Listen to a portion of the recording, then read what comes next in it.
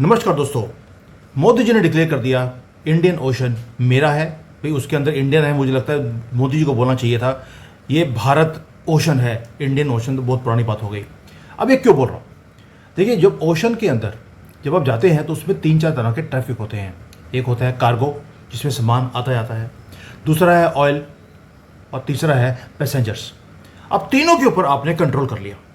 Shipping already हमारे यहाँ पर बननी शुरू हो गई है, सबमरीन्स हमारे यहाँ बनती हैं, यहाँ तक कि अब साउथ अफ्रीका के साथ हमने डील कर लिया कि शिप्स हमारी सबमरीन्स साउथ अफ्रीका में भी बनेगी। आपने शिपिंग को पकड़ा, उसके बाद आपने दुनिया का सबसे बड़ा टर्मिनल वो आपने भारत में खोल दिया केरला में, जिसका नाम था विजिजम। वहाँ पर दुनिया की सबसे बड़ी कार्गो शिप्स आती हैं। अब आपको कहीं और जाने की ज़रूरत नहीं है।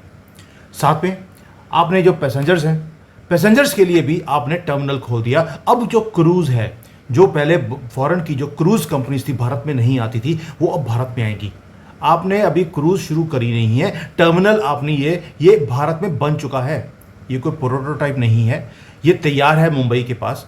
और यहाँ पर अब आपकी शिप्स आएंगी, यहाँ पे क्रूज़ आएंगी जो आपको घुमाएंगी पूरे के पूरे कोस्टल एरिया के ऊपर। और आपको मालूम है कि भारत के पास बहुत लंबी एक कोस्टल लाइन है। अब यहाँ पर क्रूज़ भी भारत में बनेगी भी और चलेंगी भी। लेकिन इन सबको चलाने के लिए एक प्रॉब्लम थी। प्रॉब्लम ये थी कि जो इसकी इंश्योरेंस होती है शिप्स की, वो सिर्फ लंदन में होती थी, कोई और इसको कर नहीं सकता था। 90 to 95% जो इंश्योरेंस है वो लंदन से चलती है। यानी कि लंदन डिसाइड करता है कौन सी शिप कहाँ जाएगी और कौन सी शिप कहाँ नहीं जाएगी। और यहीं पर सारा लोचा आता है। मोदी जी ने बोल दिया भाड़ में जाओ, तुम गोरों को आदत है हर चीज़ को अपने नाक के नीचे कंट्रोल करने की, अब इसकी जो इंश्योरेंस है वो भी भारत करेगा। ये बहुत महंगी होती है, कोई कंट्री इसको करने का जिसको बोलते हैं सोच भी सकता नहीं है। चाइना भी इसके अंदर घुसा नहीं है, अमेरिका इसके अंदर घुसा नहीं है, भारत ने इसके अंदर एंट्री ले ली। ये इतनी बड़ी न्यूज़ है क्योंकि इससे अब आप पूरी शिपिंग लाइन को पूरी कंट्रोल कर सकते हैं पूरे दुनिया की। और ये अनइमेजिनेबल काम, तीनों ऑयल को हमने कंट्रोल कर लिया ताकि जो हम ये एक रूट बना रहे हैं, हम भारत से ईरान, ईरान से रशिया, ये पूरा जो रूट बन रहा है अपना, इसको बनाने के लिए, रोकने के लिए इन्होंने सारे हथकंडे अपनाए। इसीलिए ये मूव्स करनी ज़रूरी थी क्योंकि वहाँ से हम तेल ले सकते हैं, नहीं ले सकते। अब ये जो वेस्टर्न पावर्स हैं ये हमें रोकती हैं क्योंकि शिप की इंश्योरेंस करते नहीं है वो, कि ये शिप भारत नहीं जाएगी। मोदी जी ने क्या कर दिया, सारी की सारी शिपिंग भी हमारी, सबमरीन हमारी, उसके ऊपर जो इंश्योरेंस है वो भी हमारी। अब हमें रोकने वाला कोई है ही नहीं। अब इसको डिटेल में बात करते हैं, ये सभी का जो इंटरलिंकिंग है वो कैसे हुई है। आपको याद होगा मैंने पहले भी आपको जो सेंट्रल एशिया से जो ऑयल और गैस आना है उसके बारे में मैंने डिटेल में एक वीडियो बनाया था कि पीओके लेना ज़रूरी क्यों है और मोदी जी पीओके के लिए इतना सीरियस क्यों है। हमने ऑलरेडी गुजरात से लेकर कश्मीर तक हमने गैस की पाइपलाइन ऑलरेडी डाल दी। क्या कश्मीर में गैस है? लेकिन हमने गैस पाइपलाइन डाल दी। उधर से सेंट्रल एशिया से पीओके के बॉर्डर तक ऑलरेडी गैस पाइपलाइन पड़ चुकी है।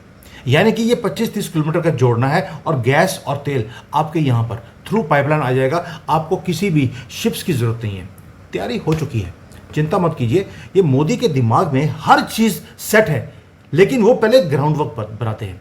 भाई दुनिया की सबसे बड़ी कार्गो शिप्स, हमारे पास इतनी बड़ी कोस्ट लाइन है, यहाँ पर आती नहीं थी क्योंकि कांग्रेस ने कभी काम होने नहीं दिया। क्योंकि इसका फ़ायदा मिलता था आपके दुबई को, मुसलमान कंट्री को, श्रीलंका को। वहाँ पर कार्गो शिप आती है, वहाँ से फिर छोटी शिप में डालकर हमारे पास आती थी। हम 70,000 करोड़ रुपए सिर्फ इन कंट्रीज़ को सिर्फ वहाँ पे भाड़ा दे रहे थे उनको, जिसको बोलते हैं ट्रांसशिपमेंट चार्जेस। लेकिन अब वो सारा पैसा भारत में लगेगा। इतना पैसा तो हमारा पोर्ट पे लगा भी नहीं जितने हमने एक साल में हमने बचा लिए। ऊपर से जो आसपास की जितनी कंट्रीज़ हैं, बांग्लादेश है, इवन कि थाईलैंड है, पाकिस्तान मांगेगा उसको भी दे देंगे, नेपाल है, भूटान है, इन सब कंट्रीज़ को भी अब हम फीड करेंगे वहाँ से किराया लेके। ये है मोदीनॉमिक्स, वैदिक अर्थशास्त्र। मोदीनॉमिक्स में नहीं बोलूँगा, ये वैदिक अर्थशास्त्र है कि आप अपना भी भला करें और अपनी आसपास की जो कंट्रीज़ हैं उसका भी भला करें। अब आते हैं पूरी की पूरी न्यूज़ के ऊपर कि जो इंडियन मैरीटाइम रेवोल्यूशन है जो भारत ने अभी शुरू किया है, यानी कि हमने रिक्लेम कर लिया भारतीय ओशन ये हमारा है। प्लीज़ इंडियन ओशन मत बोलो, ये भारतीय ओशन है। जस्ट इमेजिन करो जो कंट्रीज पुराने ज़माने में जो ओशन को कंट्रोल करती थी वो दुनिया को भी कंट्रोल करती थी। 57% वर्ल्ड का जो ट्रेड था वो भारत से होता था। क्यों? क्योंकि हमारे पास दुनिया की सबसे बड़ी शिप्स थी। जब कोई कंट्रीज अभी गधों पे चल फिर रही थी और वो उस वक्त हम दुनिया भर में ट्रेड करते थे थ्रू अवर शिप्स। उसके बाद ब्रिटिशर्स आए, वो भी शिप्स के थ्रू आए, पोर्चुगीज आए, वो भी शिप्स के थ्रू, और चाइना आज की डेट में अपनी शिपिंग लाइंस को बड़ा कर रहा है कि दुनिया के सबसे ज़्यादा शिप्स चाइना के पास होनी चाहिए। लेकिन अब भारत ने उस क्लब के अंदर, बिग बॉयज़ के क्लब के अंदर एंट्री ले ली है, जहां पर बिग बॉयज़ अभी सोच रहे हैं हमने काम कर दिया, क्योंकि अब हमें मालूम है कि जो समुद्र को कंट्रोल करेगा वो दुनिया के ग्लोबल ट्रेड को भी कंट्रोल करेगा। इसलिए जो वेस्टर्न पावर्स हैं वो हमेशा ग्लोबल ट्रेड को कंट्रोल करने के लिए शिपिंग लाइंस को कंट्रोल करती हैं। शिप्स बनाते नहीं हैं, लेकिन शिपिंग लाइंस को कंट्रोल करने के लिए इंश्योरेंस खुद करते हैं। और हमने सबसे बड़ा दुनिया का स्टेप ले लिया towards that control. Modi ji को स्नब किया गया शुरू में और अभी भी। हमें थ्रेटन किया गया कि आप रशिया से तेल मत खरीदिए, ईरान से मत लीजिए, वेनेजुएला से मत लीजिए, और चाइना से बोल दिया अब तो कि चाइना से भी ट्रेड मत कीजिए, वरना आपके जितने एक्सपोर्ट्स हैं उसको बंद कर दिया जाएगा, आपके ऊपर 100% से ज़्यादा टैक्स लगेगा और कोई भी शिप आपके भारत की तरफ आएगी नहीं। मोदी जी ने बोल दिया इंडियन ओशन मेरा है, शिप्स भी मेरे हैं, टर्मिनल मैंने ऑलरेडी बना दिया, अब इंश्योरेंस भी मेरी है, भागो यहां से। और इसलिए बोल रहा हूं ये वीडियो एक्सप्लोजिव है। मुझे बड़ा दुख होता है कि हमारी इंडियन मीडिया ने इसको कवर ही नहीं किया। ये मेरी खबर नहीं है दोस्तों, ये इंटरनेशनल न्यूज़ बन चुकी है और ये गोरे तंग है इस वक्त कि यार ये सारी की सारी, आपको लगेगा ये इंश्योरेंस कंपनी तो है, की फ़र्क है। अब आपको समझाऊंगा इंश्योरेंस कंपनी का फ़र्क क्या है। इससे ट्रांसफॉर्मेशन होने वाला है पूरा ग्लोबल शिपिंग फॉर एवर। और हमने नाम क्या दिया इस रेवोल्यूशन का, आप सोचिए, द इंडियन क्लब। नाम सोचिए आप, द इंडियन क्लब। और ये पहला ऐसा मैरीटाइम इंश्योरेंस जायंट है जो लंदन से बाहर खुल रहा है, यानी कि 150 साल की जो इनकी पकड़ थी पूरी शिपिंग लाइन के ऊपर, हमने तोड़ दी। और किसने? एक चाय वाले ने। और ये सिर्फ इंश्योरेंस की बात नहीं है दोस्तों, ये आपकी मैरीटाइम सॉवरेनिटी, आपके ट्रेड की सॉवरेनिटी भी है।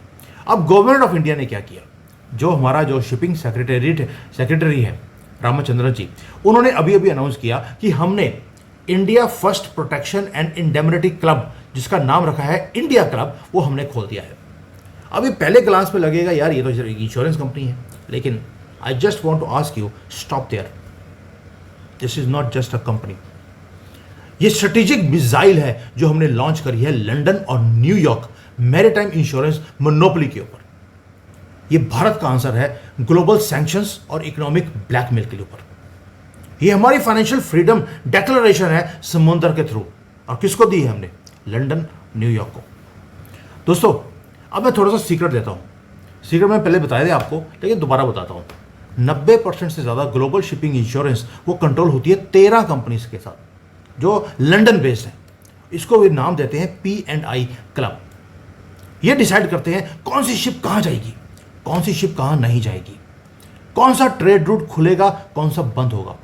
और जब कोई कंट्री सैंक्शंस में आती है, जैसे ईरान, रशिया, वेनेजुएला है, ये क्लब जो है लंदन वाला, ये कवरेज ही नहीं देता इंश्योरेंस की उन शिप्स को, तो शिप जा नहीं पाती है बिना इंश्योरेंस के। जैसे आपकी गाड़ी है, अगर आपके पास इंश्योरेंस नहीं है तो आप उसको सड़क पर नहीं लेकर आ सकते, चलान होता है आपका। वही चीज़ शिप्स के साथ है, अगर शिप की इंश्योरेंस नहीं है वो चलने नहीं देते उसको समुद्र के अंदर। ये रूल बनाया हुआ है। And what does that mean for India? यानी कि अगर हम ट्रेड करना चाहते हैं ईरान के साथ, रशिया के साथ, तो हमारी जो शिप्स हैं उसको इंश्योरेंस लंदन वाले नहीं देते। कोई इंश्योरेंस नहीं होगा तो ट्रेड नहीं होगा, ट्रेड नहीं होगा तो आपकी जो इकोनॉमी है वो वीक होती है। हमारी जो स्ट्रेटेजिक ऑटोनॉमी है, फ्रीडम है, उसे क्रिपल कर देते हैं 1 मिनट के अंदर। लेकिन अब ऐसा नहीं होगा, क्योंकि अब इंडिया क्लब जो हमने बना दिया, ये सीरियस एक थ्रेट हमने दिया है लंदन, न्यूयॉर्क को, कि अब हम खुद मैरीटाइम फाइनेंशियल सुपर पावर बनेंगे। मैं सुपर पावर पहली बार वर्ड यूज कर रहा हूं, उसका रीजन है हम अकेले नहीं हैं जो तंग हैं इस क्लब से, जो लंदन और न्यूयॉर्क में है, बाकी सारी कंट्रीज भी इसी में तंग है।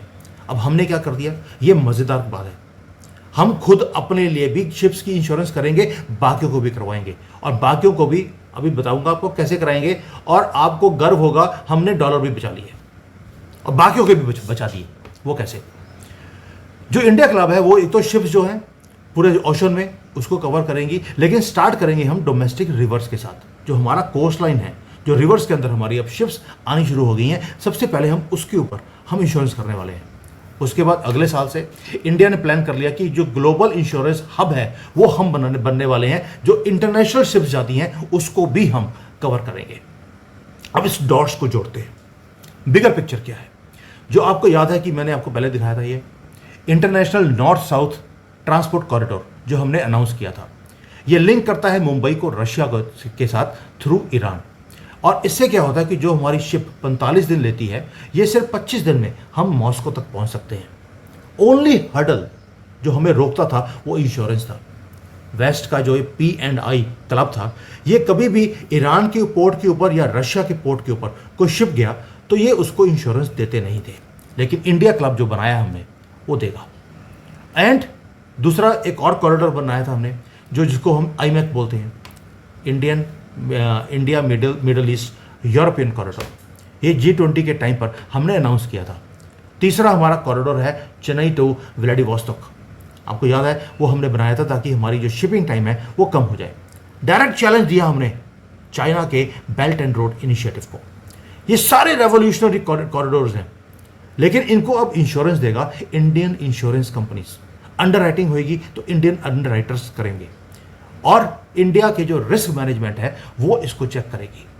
यानी कि अब हमें ट्रेड करने के लिए किसी के पूछने की जरूरत नहीं है, माई बाप हम ट्रेड कर लें। ये राहुल गांधी की सरकार रही है।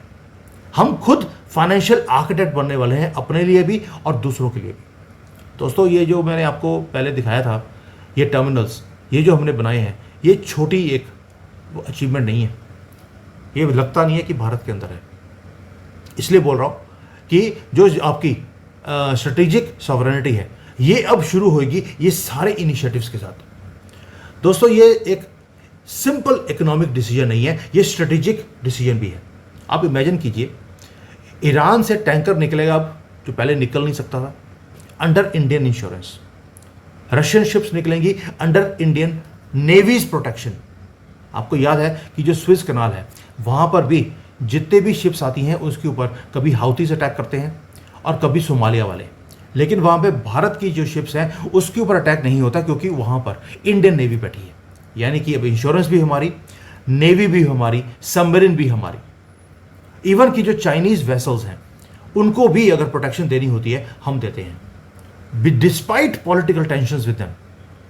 और आगे जाकर इंडियन इंश्योरेंस कंपनीज चाइनीज जो शिप्स हैं उसकी इंश्योरेंस भी हम देंगे। तभी मैंने बोला था, बाद में बताऊंगा कि कितना बड़ा ये गेम चेंजर है, क्योंकि अभी भी चाइना को non reliable western insurance options के ऊपर रिलाई करना पड़ता है। और इसलिए बोलता हूं कि भारत अपना आहिस्ता आहिस्ता इंफ्लुएंस इस तरह बढ़ा रहा है कि इन सारी कंपनीज को अपने ऊपर डिपेंडेंट करते जा रहे हैं हम लोग। And by offering insurance in Indian rupees, तभी बोला था डॉलर बचाएंगे, हमने पहले बोल दिया इंश्योरेंस इंडियन रुपीज में होगी। हम स्लोली डॉलर की डोमिनेंस से पीछे चलते जा रहे हैं। हमने ओपनली बोल दिया हमें डॉलर से पीछे नहीं जाएंगे, लेकिन हमें अपने कंट्री में अपने रुपये में ट्रेड करने का तो हक है।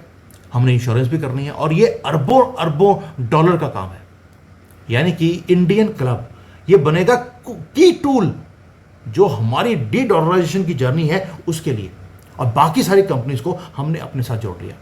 इसलिए बोल रहा हूं, this is not just insurance, वैदिक अर्थशास्त्र इन एक्शन है ये। और हमारे नेशनल सिक्योरिटी आएगी कैसे?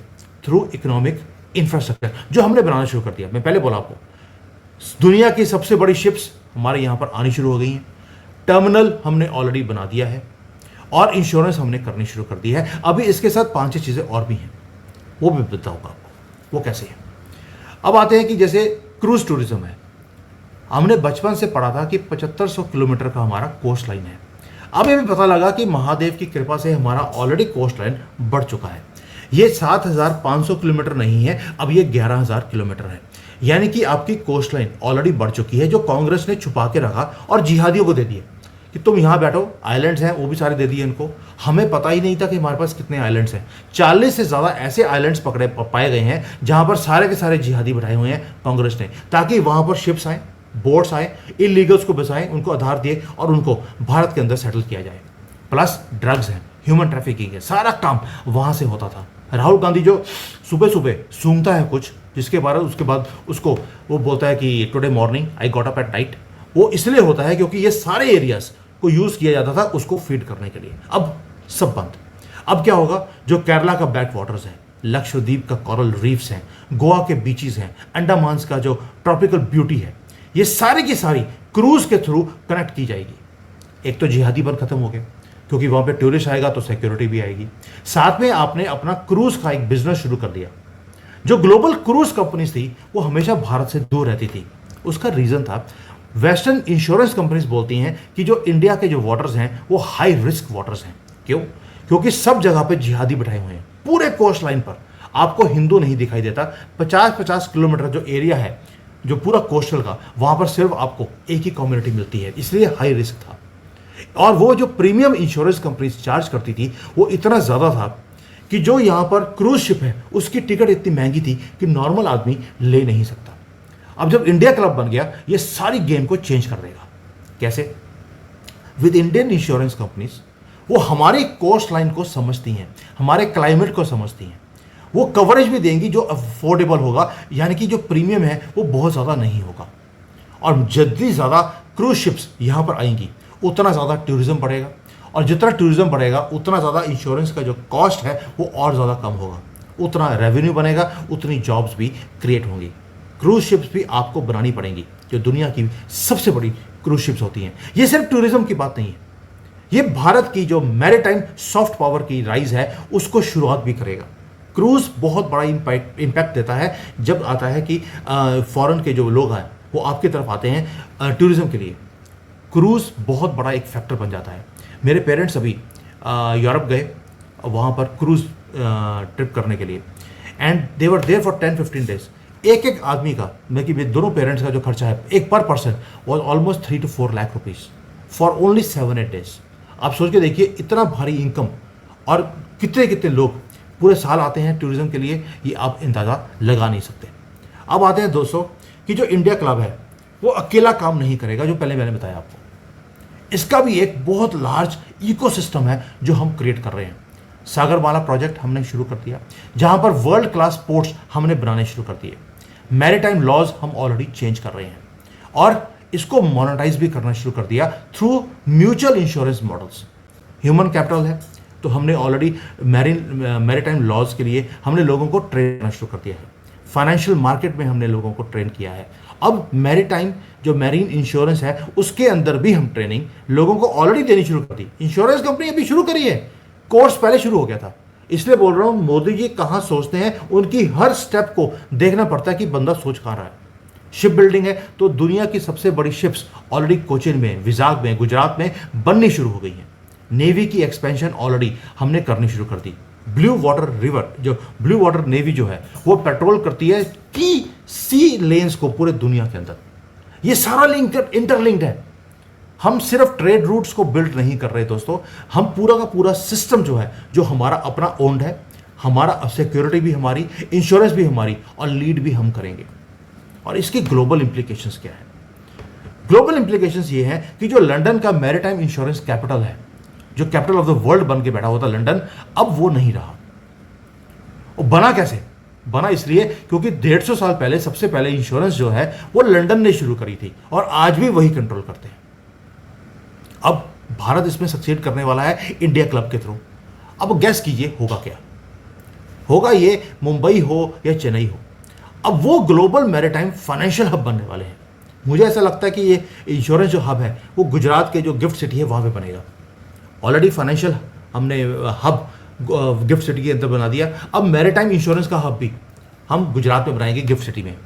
और जो छोटे छोटे कंट्रीज हैं, श्रीलंका, मालदीव, बांग्लादेश, ये सारे के सारे अब उन्होंने ऑलरेडी बोल दिया है कि they want to shift to Indian insurance. क्यों? इंडियन रुपी में उनको पेमेंट करनी है, डॉलर में नहीं करनी। उनके पास भी डॉलर की कमी होती है। सेंट्रल एशिया है, रशिया के जो रूट्स हैं ये सारे रीरूट होंगे through Indian controlled shipping system बोल रहा हूं, जिसमें शिप्स भी हमारी, सिक्योरिटी भी हमारी, इंश्योरेंस भी हमारी। और यही इकोनॉमिक डिप्लोमेसी है जो मैं देखता हूं मोदी जी की टीम की। कोई बुलेट नहीं, कोई युद्ध नहीं, सिर्फ सिस्टम्स, नेटवर्क्स और जमीन से जुड़े हो, जमीन नहीं समुद्र से जुड़ा हुआ आपने एक इनिशिएटिव लिया है। और जब भारत कंट्रोल करता है इन सिस्टम्स को। हम सिर्फ ट्रेड को प्रोटेक्ट नहीं करते, हम रीशेप करते हैं हर चीज को। दोस्तों, ये हिस्ट्री इन मेकिंग है। जो 1000 साल पहले जो भारत का दबदबा था पूरे दुनिया के ट्रेड के ऊपर, अब दोबारा से आपने करना शुरू किया है जैसे ही आपकी सनातनियों की गवर्नमेंट वापस आई है। पहले मुगल थे, उसके बाद अंग्रेज आए, अंग्रेजों के बाद यही मोहम्मदों की, मोहम्मद गांधी, मोहम्मद नेहरू और ये गंदगी वाली फैमिली ने इस देश को लूटा है, कुछ भी करने नहीं दिया। 10 साल में आपने डेस्टिनी चेंज कर दी जैसे ही आपकी गवर्नमेंट खुद वापस आई। हमने एक एक करके हर चीज को फुल कंट्रोल लेना शुरू कर दिया है। और ये पहली बार है कि हमने अपनी मैरीटाइम डेस्टिनी को अपने हाथ में अपने कलम से लिखना शुरू किया। We are no longer a passive participant in the global system. अब हम रूल खुद बनाते हैं। भाई भाड़ में जाओ, नहीं चाहिए तुम्हारी इंश्योरेंस। और ये एक सिर्फ इंश्योरेंस फर्म नहीं है, ये फाइनेंशियल वेपन भी है, भारत का मैरीटाइम रेवोल्यूशन का भी और दूसरे कंट्रीज को अपने ऊपर डिपेंडेंट करने का भी। तो अगली बार जब आप कोई शिप जाए, देखते हैं ना, कार्गो शिप जा रही है, लग्जरी क्रूज जा रही है जो कि इंडियन पोर्ट के पास खड़ी हो, ये चीज याद रखना कि इसकी इंश्योरेंस अब लंदन में नहीं हुई, भारत में हुई है। ये शिप भी हो सकता है भारत में बनी हो और उसके आसपास जो सारी आर्मी आपको दिखती है उसके प्रोटेक्शन के लिए वो भी इंडियन नेवी हो। और इंडियन ओशन अब हमने डिक्लेयर कर दिया बिलोंग्स टू भारत ओनली। और ये जो इंडिया का मैरीटाइम सेंचुरी है वो शुरू हो गई है। मैं चाहता हूं कि आप एक वर्ड जरूर लिखें, मैरीटाइम भारत जिंदाबाद। अब भारत जिंदाबाद तो हो गया, अब मैरीटाइम भारत जिंदाबाद, क्योंकि ये शुरुआत बहुत लंबी चलने वाली है। ये मोदी जी ने एक ऐसी सड़क शुरू कर दी है जिसके बारे में लेब्रांडू बात करेंगे नहीं, इंडियन मीडिया को समझ नहीं है, क्योंकि वो तो सिर्फ इसी में लगे हैं कि राहुल गांधी ने आज क्या खाया, रात को सोना आलू खाया और सुबह सुबह उन्होंने सोना निकाला। तो ये जो आलू खाए एक तरफ से और सोना निकले दूसरी तरफ से, सिर्फ मीडिया को वही चाहिए। ये जो न्यूज़ थी इतनी बड़ी, ये सबकी आंखों के नीचे से निकल गई। मुझे इस बात का दुख है, but at least you know this now. Thank you. जय हिंद एंड वंदे मातरम।